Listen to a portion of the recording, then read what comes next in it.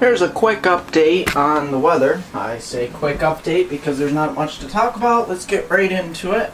We got this frontal system moving across southeastern central Florida here. We've got some clouds, we've got some moisture, but most of the United States and lower 48 as well as southern Canada are completely free of precipitation and major weather systems. I'm having a really hard time finding things to talk about. Let's take a look at the northeast, where we've got temperatures in the 30s and lower 40s. In the southeast here, South Florida, we've got temperatures approaching the 60s and lower 70s. We have a few showers and a few rumbles of thunder. Here in the central states, we've got 60s and 50s to the north.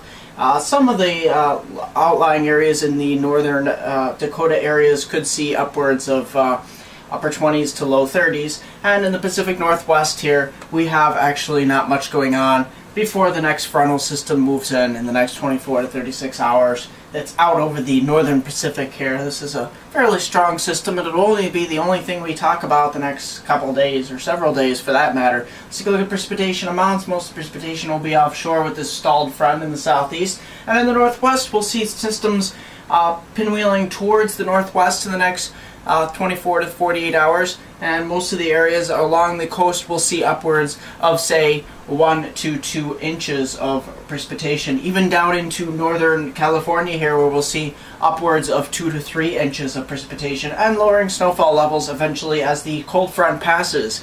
Let's take a look at 500 millibar layer, a very zonal flow across the country. Let's take a look at temperatures. We have temperatures mostly cold air to the north, warmer air to the south, but that'll change. Next week we see a warm up across most of the country, and a very zonal flow will keep things pretty traditionally stable across most of the lower 48 and southern Canada.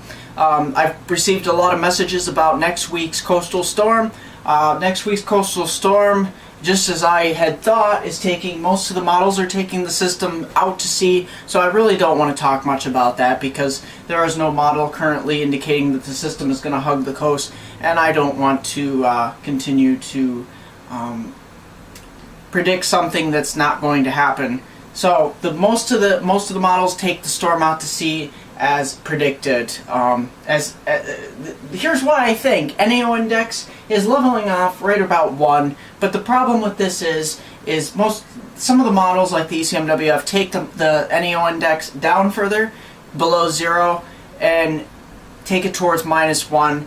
I just don't see that happening at this point because things have been so tranquil across the North America ever since Sandy.